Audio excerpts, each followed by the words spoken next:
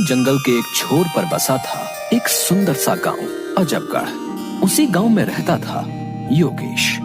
योगेश बढ़ाई का काम करता था। उसके दो बच्चे थे, एक लड़का पिंटू और एक लड़की पिंकी। पिंटू और पिंकी की माँ बचपन में ही चल बसी थी। वो दोनों अपनी माँ को बहुत याद करते थे और अक्सर माँ की याद में उदास हो जाया करते थे। पिंकी, अगर माँ होती तो हमें कितना प्यार करती। हाँ भैया, मुझे भी माँ की बहुत याद आती है। उनकी ये बातें उनके पिता सुन रहे थे। बच्चों की उदासी दूर करने के लिए उनके पिता ने दूसरी शादी कर ली। पिंटू और पिंकी नई माँ को पाकर बहुत खुश हुए, लेकिन उनकी सौतेली माँ गायत्री उन्हें देखकर खुश नहीं हुई। वो एक दुष्ट औरत थी। वो किसी भी तरह उनसे छुटकारा पाना चाहती थी और इसलिए हर समय नए नए उपाय सोचा करती थी। वो रोज अपने पति से पिंटू और पिंकी की शिकायतें करती ताकि वो उनसे नाराज हो जाए। अरे पिंटू के पापा, आपको पता है आज पिंटू और पिंकी पूरा दिन खेलते रहे और इन्होंने मेरी बात नहीं मानी और मुझे उल्टा जवाब भी दिया। लेकिन ऐसा हुआ नहीं। योगेश पिंटू और पिंकी से बहुत प्यार करता था, इसलिए वो उन्हें प्यार से समझाता कि वे अपनी माँ को परेशान न करें और उसे किसी प्रकार की शिकायत का मौका न दें। पिंटू और पिंकी भी पिता की बात मान अपनी सौतेली माँ को खुश करने की कोशिश किया करते, लेकिन वो तो किसी भी तरह बस उन दोनों से छुटकारा पाना चाहती थी। एक बार उनके गांव में सूखा पड़ गया। लोग खाने को मोहताज हो गए।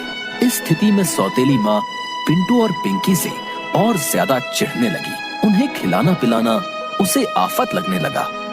एक रात वो अपने पति से बोली, गांव में सूखा पड़ा है, खाने के लाले पड़े हैं। ऐसे में हम पिंटू और पिंकी को अपने साथ नहीं रख सकते। हमें उन्हें जंगल में छोड़ाना चाहिए। ये सुनकर पिंटू और पिंकी का पिता उदास हो गया और बोला, वो नन्हे बच्चे, मैं उनके साथ ऐसा कैसे कर सकता हूँ? कुछ तो उन पर दया करो। मैं कुछ नहीं जानती। इस समय हमें अपने बारे में सोचना चाहिए। हम खुद के खाने की व्यवस्था नहीं कर पा रहे हैं, उनकी कहाँ से करेंगे? मेरी बात मान लो, हम कल उन दोनों को जंगल में जाकर छोड़ देंगे। सौतेली माँ ने अपना फैसला सुना दिया, जिसे मन मारकर पिंटू और पिंकी के पिता ने मान लिया।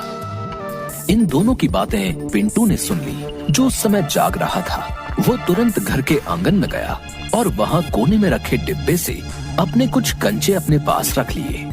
अगली सुबह सौतेली माँ उनसे बोली, पिंटू और पिंकी, हम लोग लकड़ियाँ काटने जंगल जा रहे हैं। तुम दोनों भी हमारे साथ चल रहे हो। चलो जल्दी तैयार हो जाओ।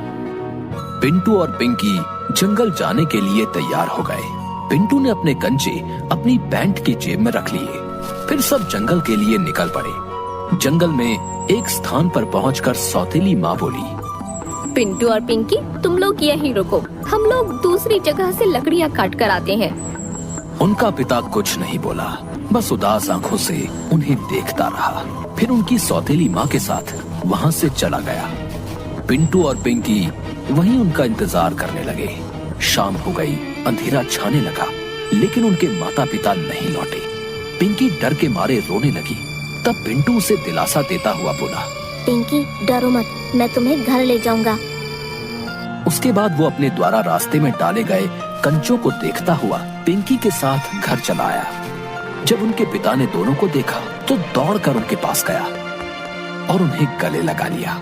उसे अपने किए पर बहुत पछतावा हो रहा था। वो बोला, मेरे बच्चों, मुझे माफ कर दो। मुझसे बहुत बड़ी गलती हो गई। आइंदा से मैं तुम लोगों को कभी खुद से दूर नहीं करूंगा। पिंटू और पिंकी को वापस घर आया देख सौतेली माँ नाराज हो गई। वो दूसरे मौके का इंतजार करने लगी। कुछ दिनों बाद जब उसका पति किसी काम से शहर गया तो वो पिंटू और पिंकी के पास जाकर बोली, चलो आज लकड़ियाँ काटने जंगल चलते हैं। पिंटू अपनी माँ की चाल समझ गया, लेकिन उस समय उसे कंचे उठाने का मौका नहीं मिल पाया। वो भागकर रसोई घर गया और वहाँ से चावल के दाने अपनी जेब में डाल लिए। इस बार सौतेली माँ उन्हें दूसरे रास्ते से जंगल ले गई। पिंटू इस बार चावल के कुछ दाने रास्ते में डालता गया। जंगल पहुँचने के बाद सौतेली माँ उन्हें एक पेड़ के नीचे बैठाकर बोली, तुम दोनों यहाँ बैठकर मेरा इंतजार करो, मैं दूसरी तरफ से लकड़ियाँ काट कर आती हूँ। पिंटू और पिंकी वहीं बैठकर सौतेली माँ का इंतजार करने लगे। शाम हो गई और फिर रात। लेकिन सौतेली माँ नहीं आई। पिंकी डर के मारे रोने लगी और कहने लगी, पिंटू, अब क्या होगा? हम घर कैसे जाएंगे? जंगल में तो हमें जंगली जानवर मारकर खा जाएंगे। पिंकी, हमें सुबह तक जंगल में ही रुकना पड़ेगा। मैंने घर से यहाँ तक के रास्ते में चावल के दाने डाले हैं, लेकिन अंधेरे में हम उन्हें नहीं देख पाएंगे। सुबह होने पर हम उन्हें देखकर घर पहुँच जाएंगे। डरते डरते दोनों ने जंगल में ही पूरी रात बिताई। सुबह होने पर वे घर के लिए निकले, लेकिन पिंटू ने जो चावल के दाने रास्ते में डाले थे वे चिड़िया और गिलहरी खा गई थी। इस कारण दोनों जंगल में भटक गए। भटकते भटकते वो एक स्थान पर पहुंचे जहां उन्हें एक खूबसूरत चॉकलेट घर दिखाई पड़ा। वो घर ब्रेड, केक, चॉकलेट और मिठाइयों से बना हुआ था। उसमें ढेर सारी कैंडी और चॉकलेट, टॉफी भी लगी हुई थी। दोनों की भूख जाग गई। दोनों उस घर के पास गए और चॉकलेट, केक वगैरह वगैरह खाने लगे। तभी एक बूढ़ी औरत वहां आई। उसे देखकर पिंटू और पिंकी डर गए। डरो नहीं बच्चों, ये मेरा घर है और मैंने इसे तुम जैसे बच्चों के लिए ही बनाया है। आओ अंदर आओ, मैं तुम्हें अच्छा अच्छा खाना खिलाऊंगी। दोनों भूखे थे, इसलिए बूढ़ी औरत के साथ घर के अंदर चले गए। बूढ़ी औरत ने उन्हें ढेर सारा खाना खिलाया। खाना खाकर पिंटू और पिंकी बहुत खुश हुए। उन्होंने बूढ़ी औरत का धन्यवाद किया और उसे अपने साथ घटी सारी घटना बता दी।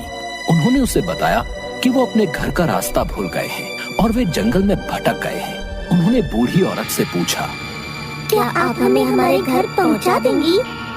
ये सुनकर बूढ़ी औरत जोर जोर से हंसने लगी। अब तुम लोग यहाँ से कहीं नहीं जा सकते, तुम्हें यहीं रहना होगा। मैं तुम दोनों को खाकर अपनी भूख मिटाऊंगी। दरअसल वो बूढ़ी औरत एक चुड़ैल थी जो बच्चों को मार कर खाया करती थी। ब्रेड, केक, मिठाइयों वाला घर उसने बच्चों को आकर्षित करने के लिए ही बनाया था। उसने पिंटू को एक पिंजरे में कैद कर लिया और बोली, लड़के, तू इस पिंजरे में बंद रहे।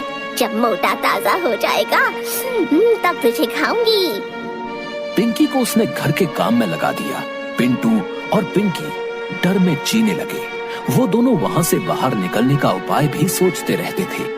एक दिन बूढ़ी चुड़ैल पिंकी से बोली, आज एक बड़े बर्तन में पानी गरम करो, मैं उसमें पिंटू का सूप बनाकर पीऊंगी। पिंकी डर गई। उसने ये बात जाकर पिंटू को बताई तो उसे वहाँ से बाहर निकलने का एक उपाय सूझ गया। उसने वो उपाय पिंकी के कान में बता दिया। फिर पिंकी एक बड़े बर्तन में पानी गर्म करने लगी। कुछ देर बाद बूढ़ी चुड़ैल आई और पिंकी से पूछने लगी, पानी गर्म हो गया क्या?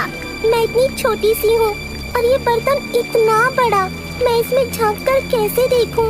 आप खुद ही देख लो ना। बूढ़ी चुड़ैल बोली, ठीक है।